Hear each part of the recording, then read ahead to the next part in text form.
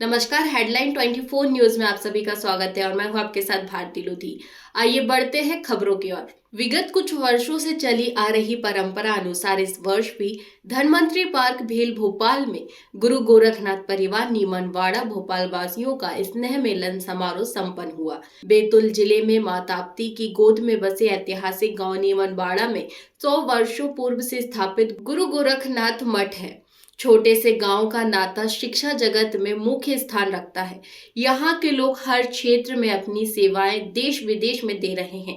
प्रतिवर्ष यहाँ के लोग स्नेह मिलन समारोह में एकत्रित होकर अपने रीति रिवाजों, परंपराओं और संस्कारों का स्मरण करते हैं। इस अवसर पर खेलकूद, मनोरंजन गतिविधियां होती हैं, जिनमें बच्चों, युवाओं, बुजुर्गों का उत्साहवर्धन करने पुरस्कार वितरित किया जाता है।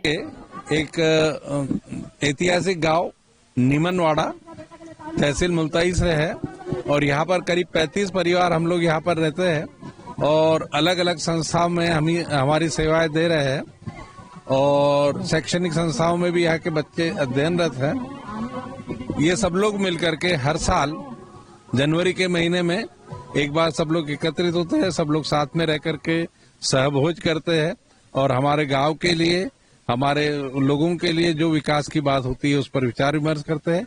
इस बार हमने हमारे गांव के परिवार के साथ ही हमारी बहन बेटियां जो है, जो भोपाल में ही निवास करती है, उनको भी सपरिवार आमंत्रित किया है और इससे हम लोग अलग अलग किसी से मिलना जुलना नहीं हो पाता है।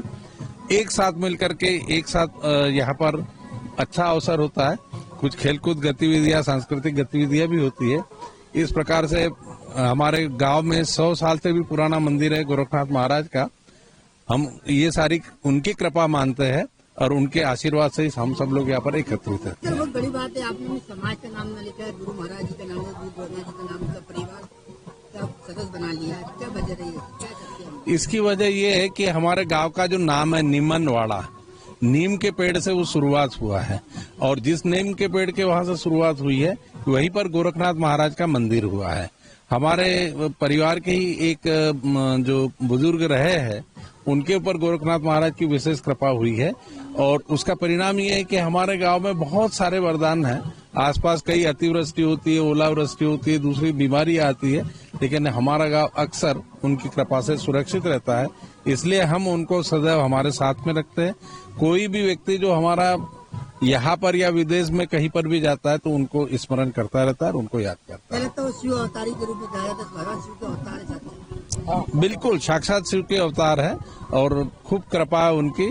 उसके बाद में दूसरी पीढ़ी के संत भी हुए हैं जिन्होंने नर्मदा नदी के किनारे गुवाड़िया आश्रम एक निर्मित किया है और नर्मदा जी के बीच धार में एक मंदिर बनाए। यदि कभी आप होशंगाबाद से आते जाते हैं तो पुराने ब्रिज से यदि आप होशंगाबाद से आते हैं तो उल्टे हाथ की तरफ और इधर भोपाल से होशंगाबाद जाते हो सीधे हाथ की तरफ बीच धारा में मंदिर बना हुआ है और उनको भी मां नर्मदा की खूब कृपा थी, भगवान की बहुत कृपा थी। कहा जाता है गुरु गोरखनाथ जी अजर अमर है, उनका जन्म का इतिहास तो मिलता है लेकिन मरण का इतिहास नहीं मिलता। तो दलील में बिल्कुल उन्हीं का आशीर्वाद है जो हम सब लोग यहाँ पर एकत्रित है।